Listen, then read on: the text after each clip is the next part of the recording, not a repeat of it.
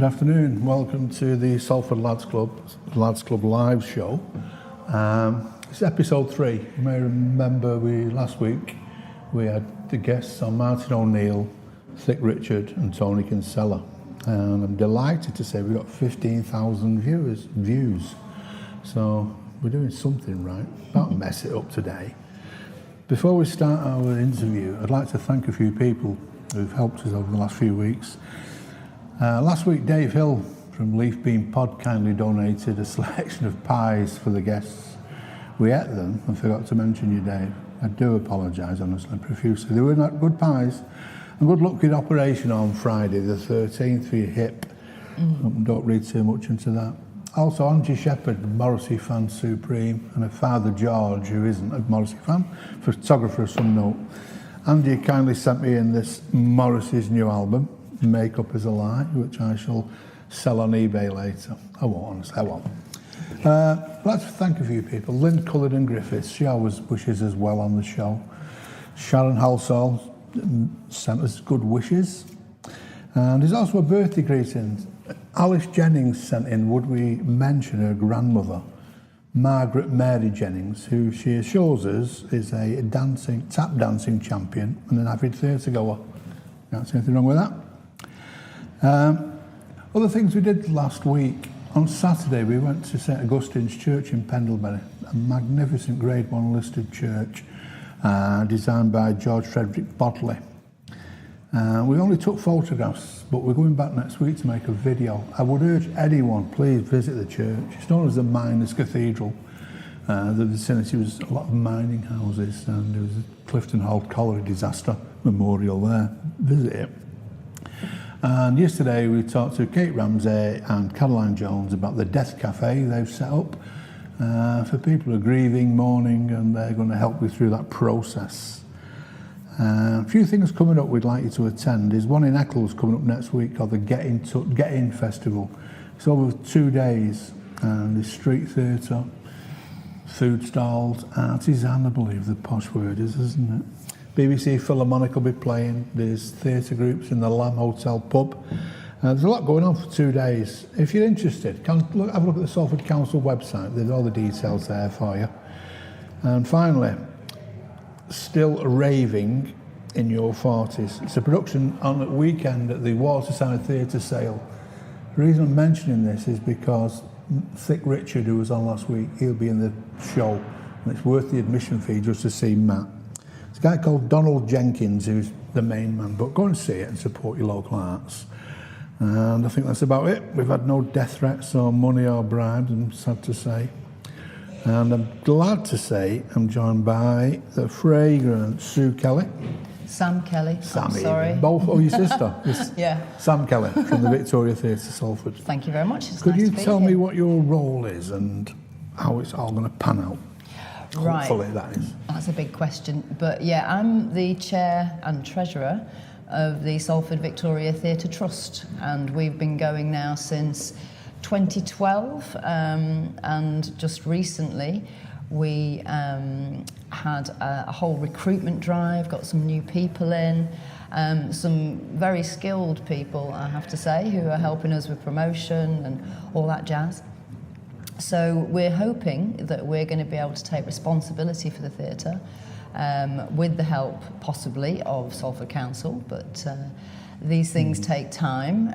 But the owners who've had it now since January 21, the new owners have done some temporary repairs to the building. Who are the new owners? So the new owners are the Zoo family, who've had a liking for the building, but not really got any experience with a Grade 2 listed building.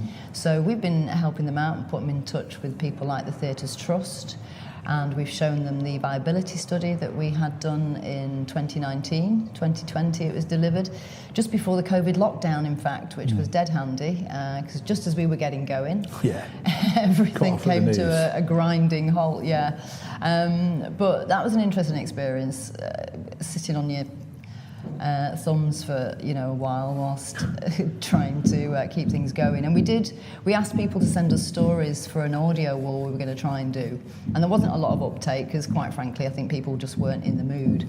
Hopefully, best of times, wasn't it? all that has changed. But we did get a brilliant piece sent to us by an actor, or former actor, who became an arts critic, called Roger Foss, who started his career at the Victoria in the 60s.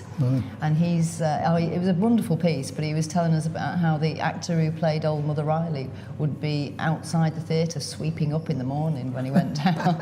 Everybody, it was all hands on deck, to make sure the theatre was looking pristine. Everyone was interested, and he talked especially about how warm and friendly his welcome in Salford was, and how he couldn't drink brandy anymore after a famous lock-in at the Castle Irwell pub. Love it. Yeah, no, it was a great piece, and that is up on our website, so people can go and have a look at that, have a listen to Roger Foss. There's been some very famous names play at that theatre over the years. I think you mentioned Charles Hawtrey, you saw there. I did, yeah. I believe Pat Phoenix has played there. And she also liked a lock-in at the Castle Irwell, from what I'm told. The theme, yeah. But moving on, we're hoping that we can kickstart a restoration project for the building, and could you tell us a bit more about the building, because people viewing will possibly not know about the Victoria Theatre. No, well, so it was instigated in 1899 with plans by an architect called Bertie Crewe, who's a prominent theatre architect. He was a friend of Frank Matcham, and he trained in Paris and in England, but he's come more to prominence more recently. He's been appreciated, but he was a prolific theatre designer and builder, and did a lot of refurbishments around the place as well. So our sister theatre, the Burnley Empire, is a Bertie Crewe refurbishment, and all of the Victoria interior and exterior is Grade 2 listed as a result of that. It was famously over-spec'd, so it was built to a really high standard by Salford craftsmen and Manchester, of course, but the foundation stone was laid by Sir Henry Irving, who was accompanied by his friend and partner in crime, Bram Stoker.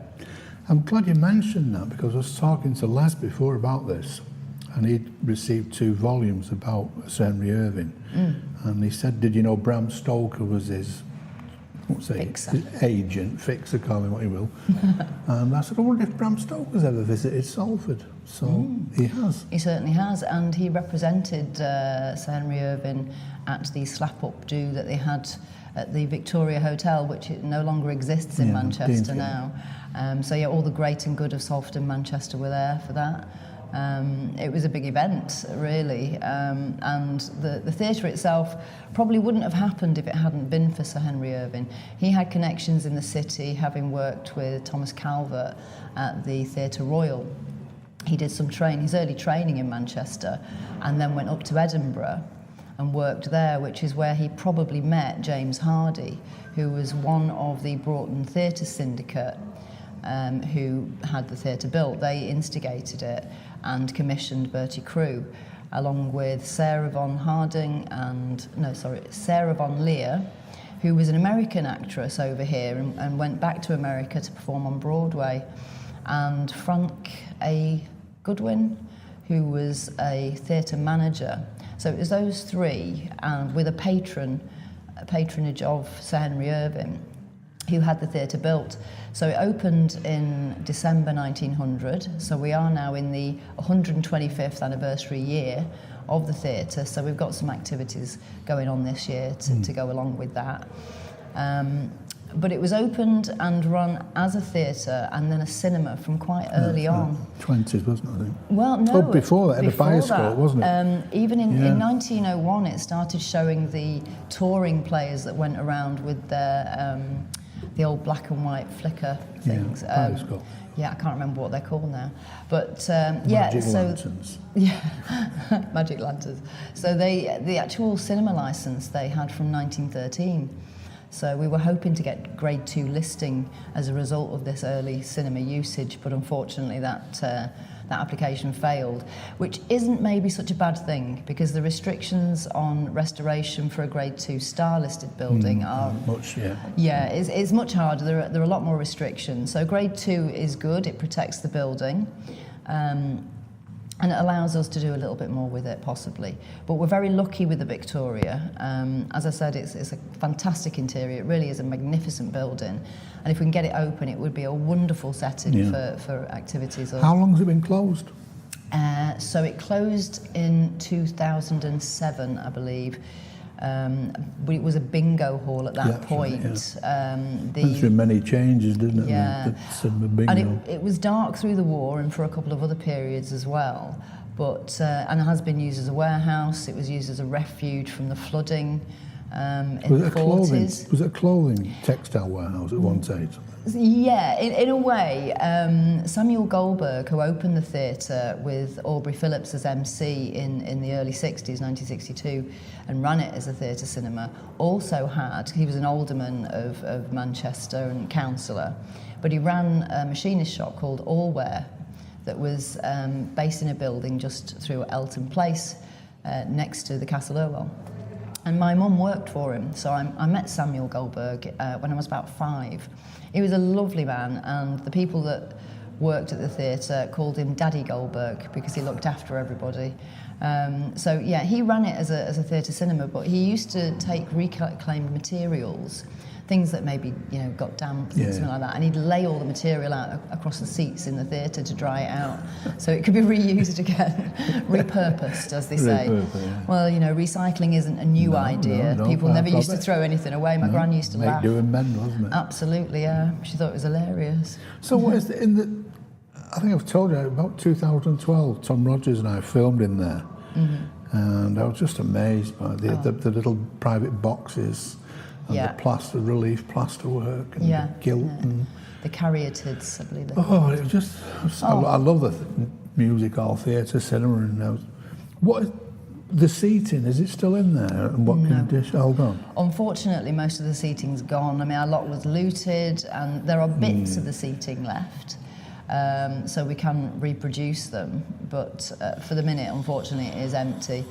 It's not in a great state at the moment. There was a lot of water had got into the building, and the new owners, like I said, they did some temporary repairs to the roof, but it now does need work again, and we're quite anxious to get some funding for something looking at. Yeah, well, funding's we are making applications, but of course we have to be aware it's not our building at the moment. We've been speaking to the owners, and we're hoping to find a way forward with them. But I think we'll have to lease the building in the future. There are things in the pipeline that I can't speak about at the moment. All I can say is that we're in the best position we've ever been to have an opportunity to start a restoration project at the moment. Are Historic England involved, and National Lottery? Well, they're not involved at the moment. We're saving them for the big bucks when we need them. Because it's going to be a very expensive. It's going to be a very expensive capital project. But how much? Any idea? Was it a bit too? It's looking like 18 to 20 million at the moment. Wow. So we had funding from the Theatres Trust in 2019 for a viability study, and we've this year just having delivered the final report for an update to that viability study, which will take us forward and give us the information, arm us with the evidence to put in further applications for funding. But as I say, it's not our building, so we can only do anything with the permission of the owner at the moment, so we'll have to... Would there be any chance of the owner selling it to you? Well, that's one of the things we're hoping to achieve, and there are funds available through the Heritage Revival Fund. So it's difficult to say at the moment, but once we've got this viability study, then we'll have the information we need to take forward to get development funding. So that will allow us to look at the project in detail, the condition of the building, and come up with a plan for the project itself and how we attack it. Now, the viability study itself does give us several proposals of how to go about that. So we'll have a starting point from there. But the first thing we're going to do, I think, is go again back to the Architectural Heritage Fund and see if we can get one of those grants for development funding. Now, that in itself is about 100,000, 150,000, just to look at how we can bring the building back structurally. So the first thing we'll do... Small steps, isn't it? Exactly, yes. First of all, we've got to secure the fabric of the building. And then we look at how we can bring back spaces that can be used. So one of the ideas is that we would restore the facade, first of all, including the roof and the canopy that's missing, and open a cafe in the front of the building where the shops used to be. So there were 3 shop spaces, and the idea is we possibly knock 2 of them into one and connect it to the foyer as well, so people can go from the cafe into the theatre. But primarily, we need amenities for the community. That's our first step. Next question. How are the community? Are they getting involved in any way? They have gotten involved, and actually, we've had a great response from the community. So thanks, guys. The consultation process that we did for the original viability study, we asked people to come forward from community groups or just residents to speak to us about what they thought would be good uses for the theatre in the future and how they might use it. So we had a great response, in fact. And again, we've just been through that consultation process, speaking to members of the community and other companies who might partner with us, and people like Salford Symphony Orchestra. It'd be wonderful to have a base for them and maybe get a youth orchestra going. And obviously we're a few years down the road before we're going to be able to do that. Would there actually be a theatre in there? Would there be an actual living theatre? Yeah. Oh, yeah. There's a plan and a way of opening buildings now that they call arrested development, where you don't necessarily restore, you make safe. Yeah. So in the case of the Victoria, we would make safe all of the upper levels, install toilets, things like that, and then use the stalls and the stage. And they call it shabby chic. I think with the Victoria, it's more like Armageddon chic at the moment, but it still has tremendous atmosphere, and you know the presence of the place when you go in, even in its derelict state, it's impressive. You know. How can people viewing this film, how could they get involved and help? Well, you can go to our website, www.salfordvictoria.co.uk, and have a look at what we're doing. We've recently relaunched our website, and it's looking pretty good, I have to say. So you can get involved through that website, and of course you can make a donation to our Bread and Butter Fund to help us move forward. The members of the board at the moment do pay their own expenses, and it would be lovely at some point to be able not to support that. You know, we're happy to do that until, you know, for as long as we have to. But if anybody does want to support the project, it would be wonderful if they could make a donation. We've just had some corporate sponsorship as well. We've had a £500 award from Auto Trader, which we're hoping to use for promotion. Have you tried Fred Dawn, or is that an easy question? Ooh, Fred Dawn.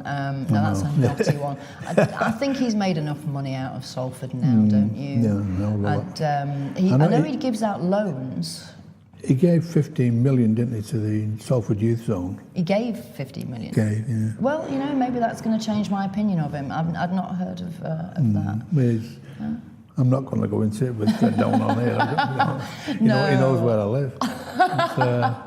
It's well, if that's a double-edged sword, isn't it, with him? But if you're watching, Fred, chip in. Come on.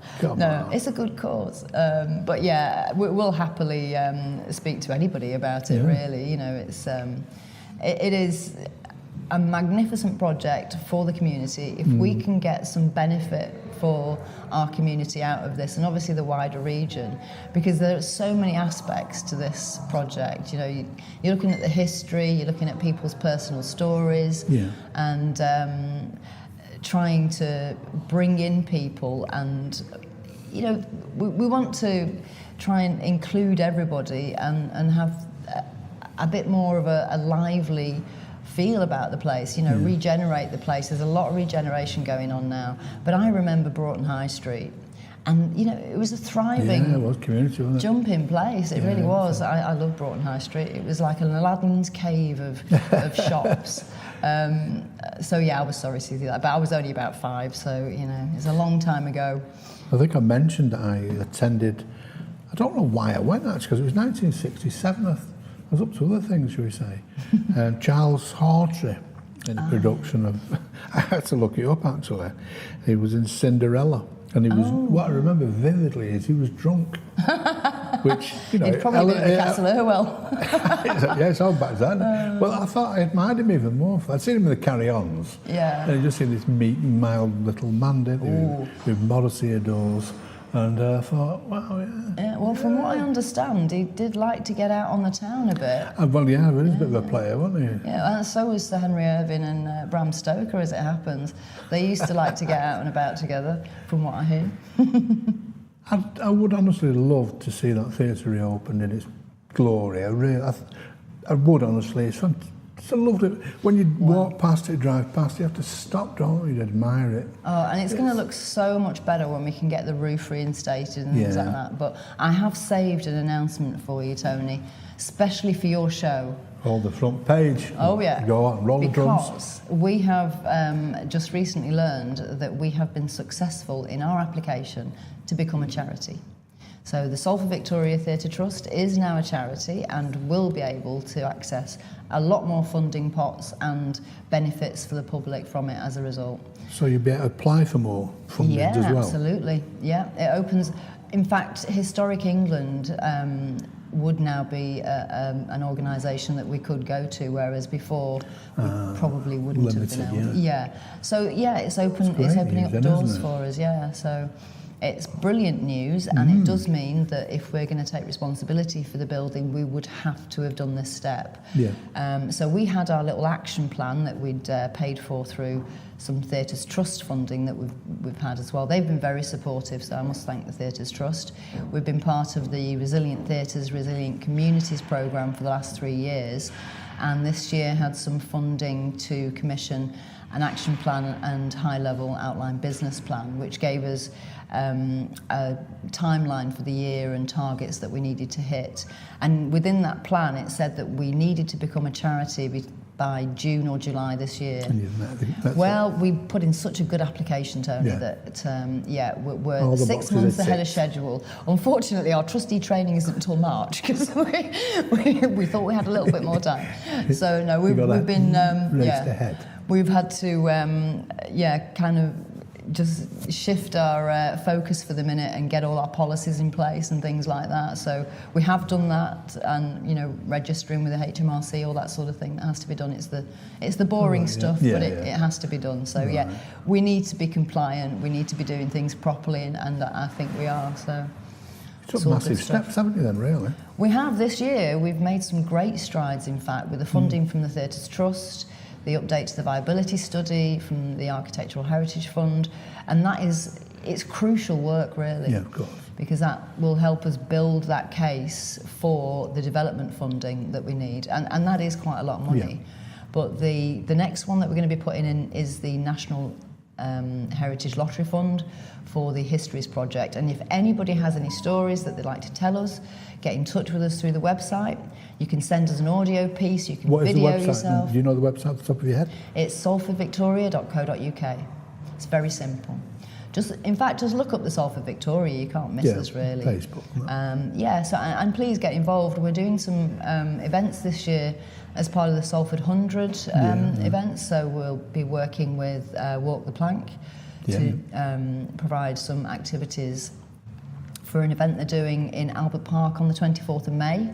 And we're going to be putting a call out for volunteers, for people who might like to dress up as Victorians, to have a wander around the park, to talk about... Kerry Muldoon.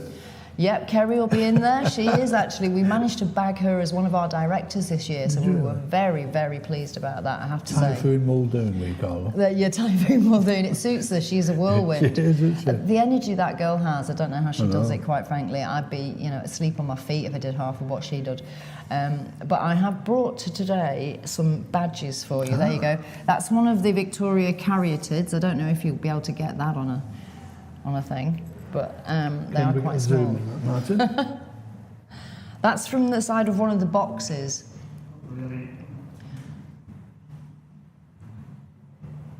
There you go.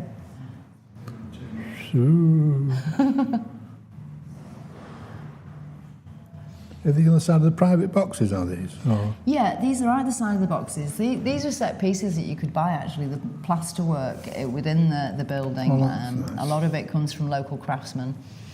And these would have been...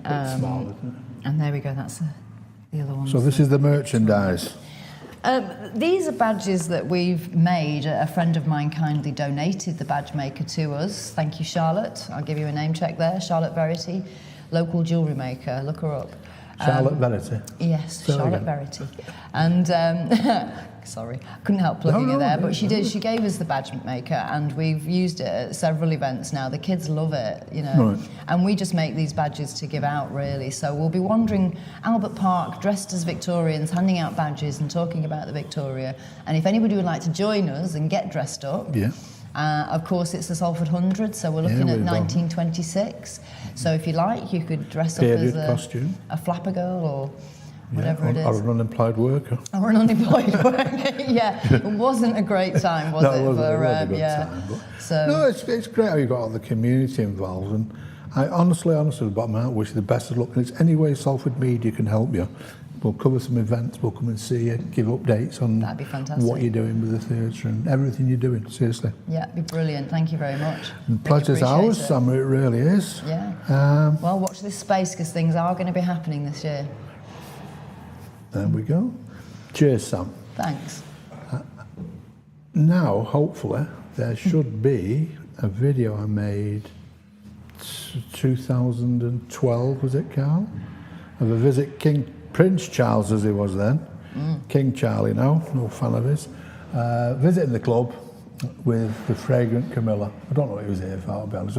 Just asked to come and cover the event, so roll VT. Today I'm walking down the world famous Coronation Street to visit Salford Lads Club. Simple reason that Prince Charles of Wales and his wife Camilla are visiting the club. They're going to be a local dance troupe performing for him, and Charles is allegedly going to play the drums, which should be interesting. What is your name, by the way? My name's Ian Mellor. You're here today in an official capacity, I believe. Yeah. Could you tell us in what role? Okay, well, I'm a drummer. I've been invited in by a local drumming band based in Odson. And the leader of the band is actually got a #1 record in Switzerland at the moment. And he's not able to be here, so I've stepped into his shoes to try and, help to conduct the band. And during this piece of work called Swedish Drill. But as far as I know, there's no record of exactly how it works. All there is photographs. So a choreographer has tried to put something together with the photos to put a piece together for His Highness. Now, this isn't the first time you've played for Prince Charles. Wales, is it? No, the last- And other loads. dignitaries. Yeah. Well, I played for Prince Charles last time was at the Big Issue in Manchester. And I got him to play the drums with me. And that was good. We enjoyed that. I was expecting crowds here at the moment, but there isn't many people. He's only early.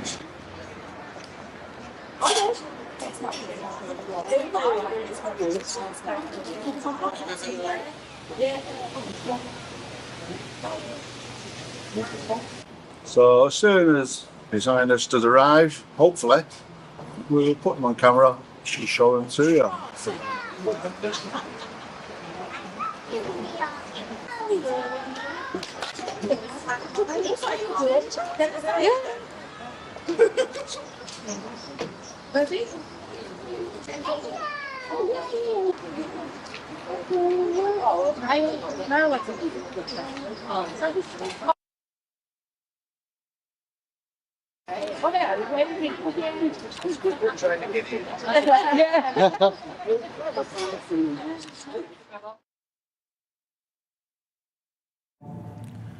And we're back in the room. Magic, that wasn't it, really? That was a great having a chat with Sam there. She's really committed, and I do hope that the Victoria Theatre comes to fruition and we can all bask in its glory. Now, bringing the conversation down to a new level, I'm joined by Mark Martin, one of the volunteers at the club, a man I have a lot of admiration for, despite him coming from the other side, the dark side of the Pennines, Yorkshire. Hey up. Hey, hey, Hey up, lad. hey, oh. Now, what I've admired about you, among several things, Right. strong trade unionist. Yes, Was that your job, a trade union? I was, yes, yeah. I've retired about 2 years ago from an official. I was an official, but prior to that I'd been a activist, shop steward, so... What union was it? Well, initially I started, it was the AEU when I Yeah. started.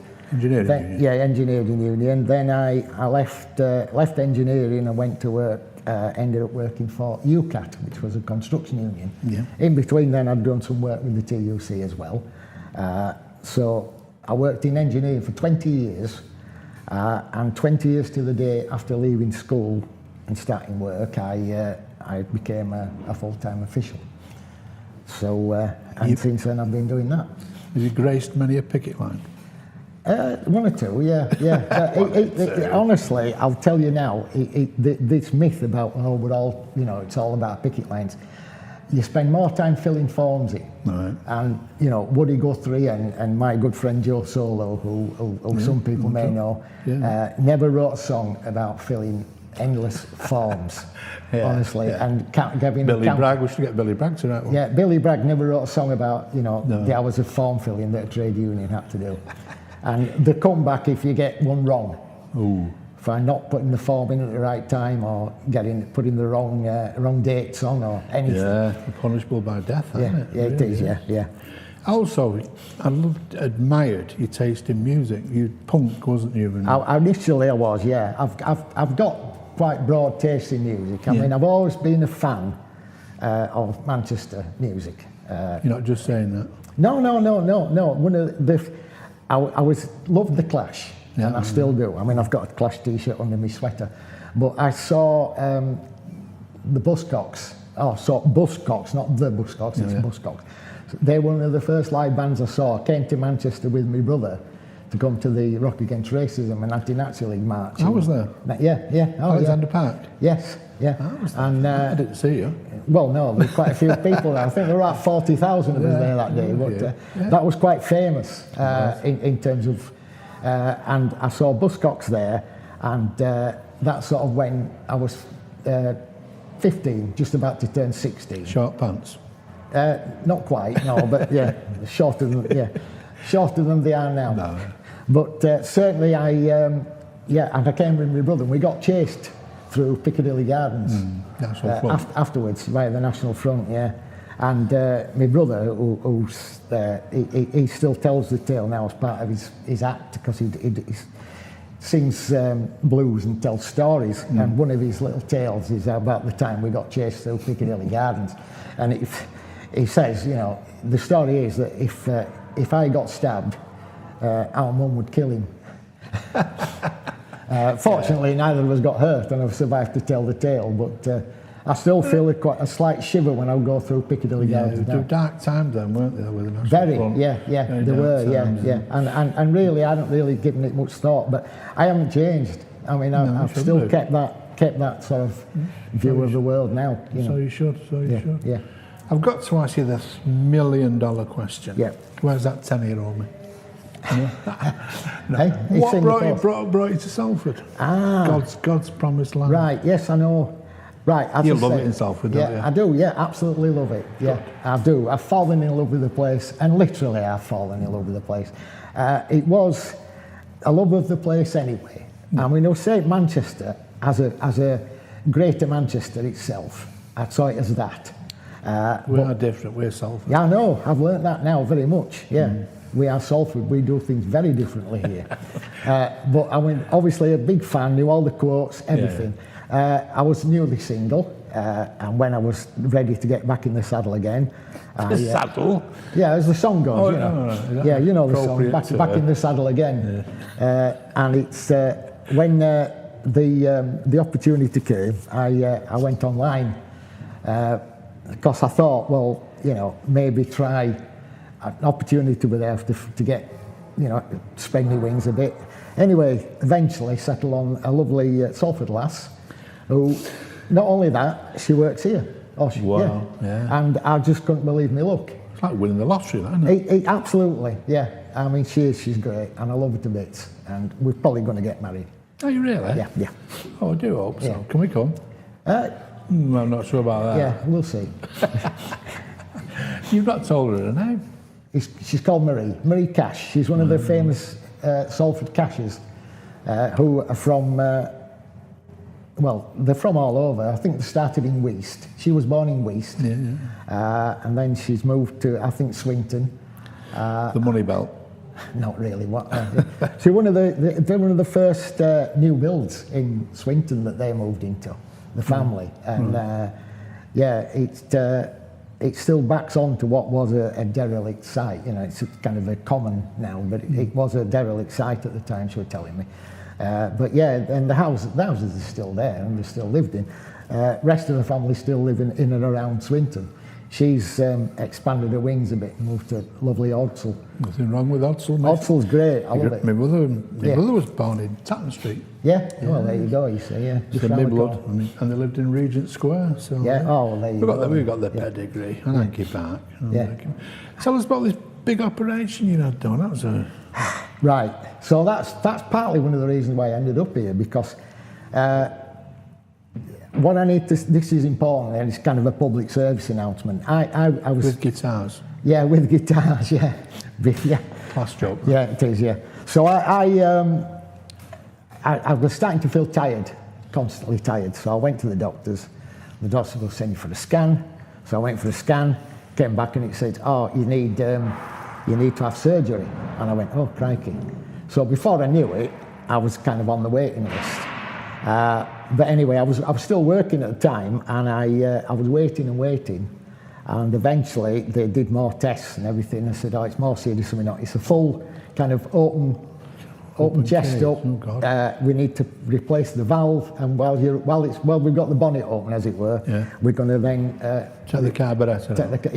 give you a bypass as well. So I'm like, oh, crikey, right, okay. So I had that done in Leeds because I was still living over there at the time, but seeing Marie. Anyway, she said, look, when you've had the operation, you can come and stay with me till you get better.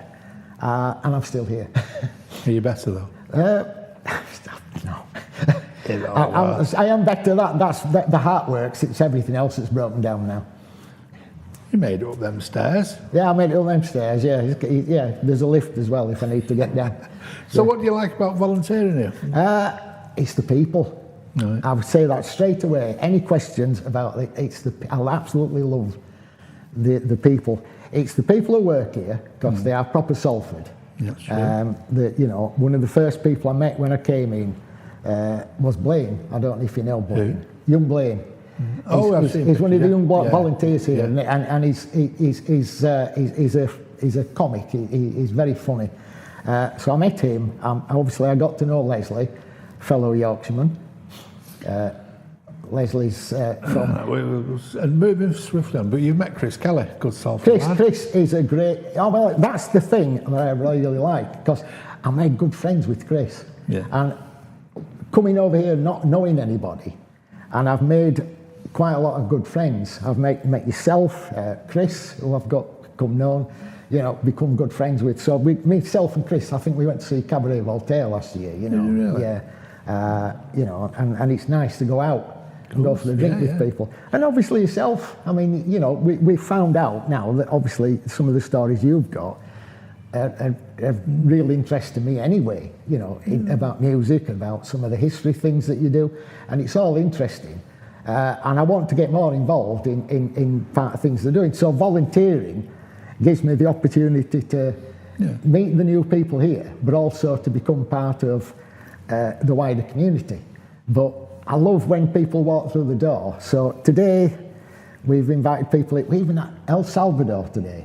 Yeah. Absolutely over the moon to meet somebody from El Salvador. That's some flight. That was Smith fans, Morrissey. Yeah, obviously. yeah, but I mean, obviously we mentioned the Clash because there's a big link there about the Clash. Sandinista. But we had to be careful, in case politically it's can be a bit iffy. But certainly, the number of people, Chinese people from. There was a lady in the other week she was Manchester, but originally from Hong Kong, and they are from Hong Kong. Like Salford isn't Manchester, No, Hong Kong is not China. Oh, no. They are very, very strict about that. Yeah. And but it's a big community in Salford. Yeah, there is, yeah.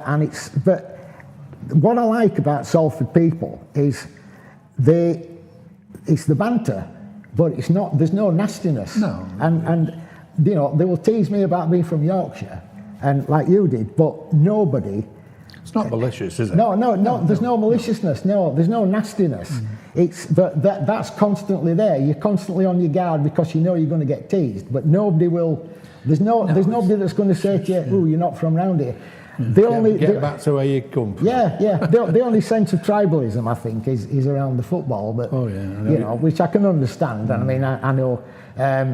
I did warn you about going to the bricklayers with Leeds. We were in we were in the bricklayers the other day on Sunday, and Leeds were playing. And it went on the TV, and I'm watching it, and I thought, now just tone my voice down. But nobody cared. Nobody gives a monkeys, to be fair. It's a big United pub, but no, it's rightly said. They're not like that, really. No. Everybody. That's what I say. I think the thing I love is that everybody here is they're so friendly. You know, and the immigrant population, migrant population. The story I love to tell is that myself and Marie went to the one of these. We invented the weekend festival, which I think we had a great afternoon there. We were dancing to Craig Charles, playing all this funk and soul, and we're having, you know, we're walking back through Odsal Park, and we saw these lads having a picnic, and I realised it was Eid. Yeah, Eid. So, you know, Marie, being as she is, she went over to talk to them, and I just said, look, when we talked to them, I said, look, if they offer us anything, it's impolite to refuse, so we'll have something. Wow, we were sat there all afternoon with them.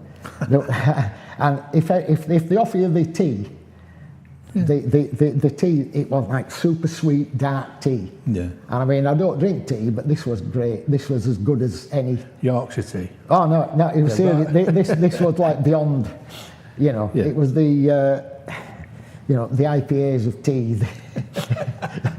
It was serious stuff, you know. If you're going to drink it, don't, you know.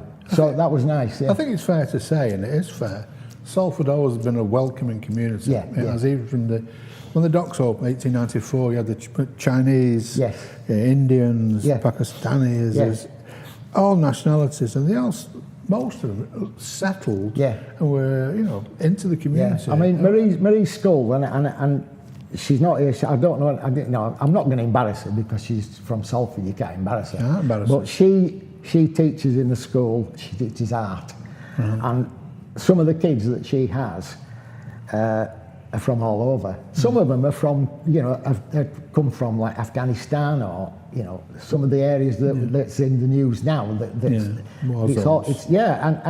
they turn up here and they won't talk. And she'll give them a coloured pencil or, you know, a piece of paper, and before you know it, they're drawing, they're telling stories, then they open up. And it's great, it's wonderful to see that. They're learning. That's a great way to learn, and I'm saying it on camera now because I think she's doing a marvellous job what she does there. What school is it? It's Primrose, just on the road. Oh, Primrose Hill? Yeah, Primrose Hill, yeah. Oh, I know that school. I did a film there many years ago. Yeah. You mentioned about foreign visitors to the club. Carl and I were here, been here for the last few weeks, and we've been talking to people from Peru. Yes. France. Last week was Mexico. Well, a lot of America. I think the Mexico is the Morrissey thing, isn't it? Yeah, the Mexico. It's big in South America, isn't it? Mexicans, they come to because of the Morrissey thing. They love him. I mean, there's a video by a band called Mexrosy that they filmed here, and I've seen them live a couple of times. But they are a great band. But they made a film here of their version of Every Day's Like Sunday, Cada Dia Es Domingo, which is fantastic, and it's so. You know, it's quite touching because they're filmed in the club. They're up and down the stairs. But they're all these big. Well, the singer's a girl, but the rest of the band are all these big bucks, sort of Mexican guys in big sombreros and big hats. You know, but to see, you know, actually was filmed here. Yeah. And at the time, obviously, I didn't know the club. So when I walked in, and I'm looking around the club, and you see it. Recognise it. And I still feel the thrill that I felt when I first came as a visitor. So I walked through the door and I go, oh, it's fantastic, because every time you see something new, Yeah. And what Leslie does in the Smiths room, every time there's little hidden corners. So my little trick that I do is when people come in, I'll say, look, there's some things here. If I don't show you, you might not see them. But I'll tell you now, but it's up to you then, you know, if you want to follow it up. So there's a little painting there, there's a little postcard there you might want to see. And then, you know, and I said upstairs, the boxing gym, not necessarily Morrissey related, but the history up there in the boxing gym just over the way, that's got a lot of history as well. And just the sense of being in there sometimes, you know, you can feel, you can literally, you know, I always thought it was strange when people say you can feel the atmosphere, the history, but you do feel it in there. Was it Marie responsible for I Like It Here, Can I Stay? That's Marie that wrote that. I thought it was. She wrote that, yeah. She wrote that on above the jam in the Smiths room, yeah. A vacancy for a back scrubber.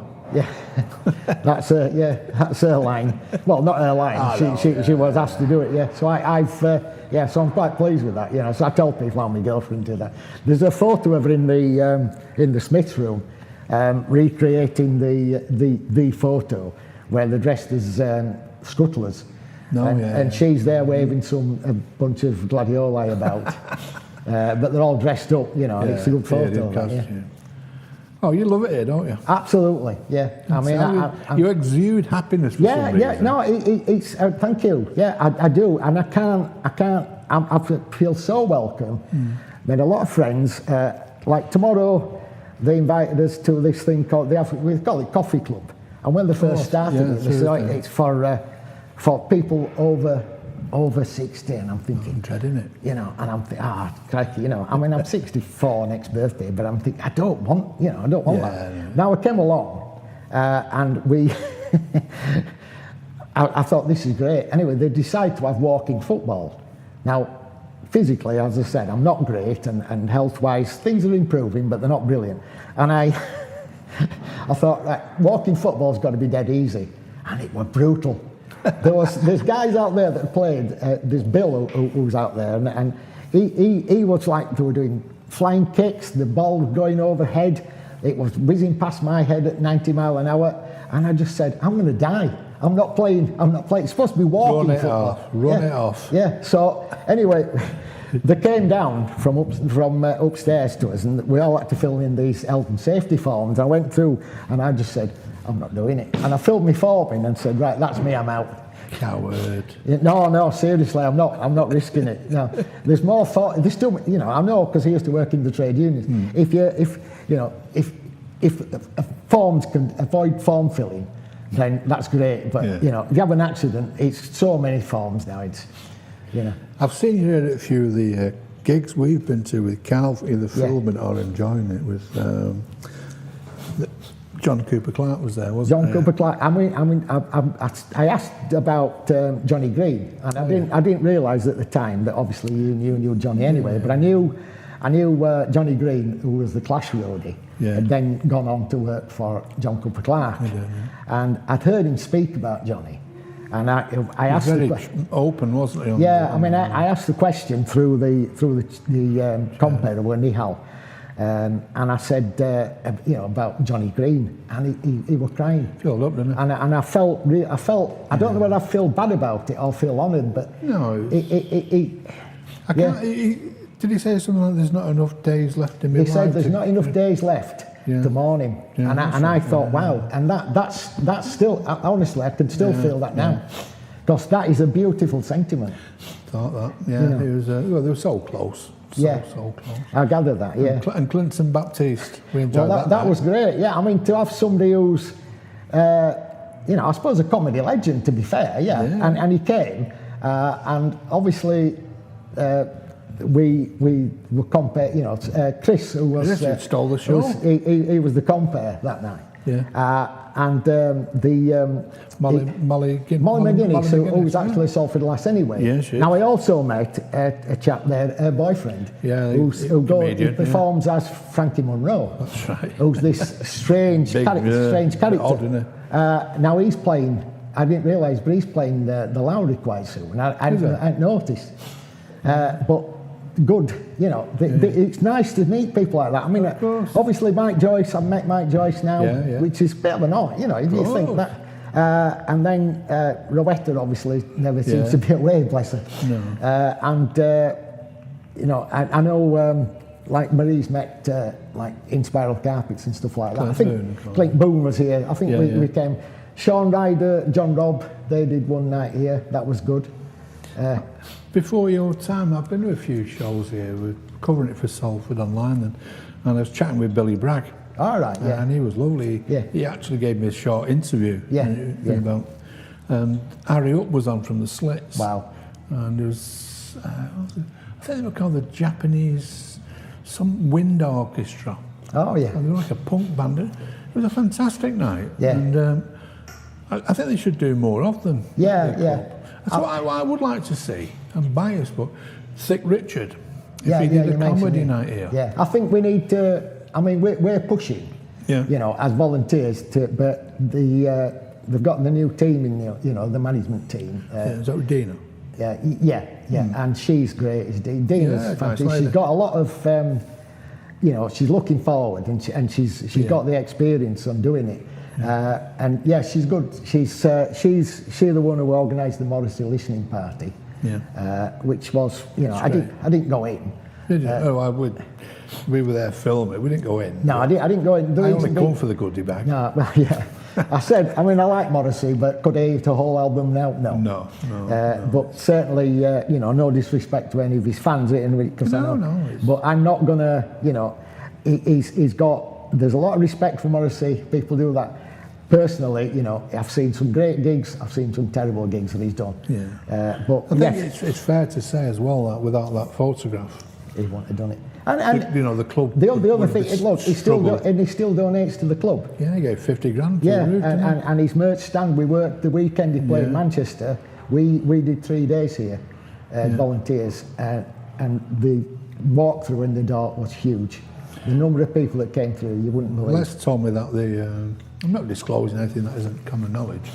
On the Morrissey hearing of Make Up As a Lie, the merch stall took 1,200 quid. Yeah. And that's Yeah. great for the club, Yeah. isn't it? I spent most of the day hammering the Salford rum. Get honest. Yeah. Honest. Yeah. Okay. Well, I'm looking forward to doing my Lost... Oh, Odsal it was called, wasn't it? Yeah. Did the talk. We're going to be doing that indoors. Lost Pubs, yeah. No, we've done the Lost Pubs. Oh, right. This is called Odsal. I get tagged with that pub thing. Odsal, yeah. Regent Road it is. Regent Is that Road, all right? yeah. We'll be doing the Regent Road talk there in warmer weather. I think it's May. No, that's better. Yeah. Did you go to the last ones? No, I was supposed to. I wasn't well that evening. Oh, you did the poem, didn't you, on the first I was supposed to do it as well, yeah. The Bard of Barnsley, I So you introduced keep calling me, but I'm not. Bard of Batley.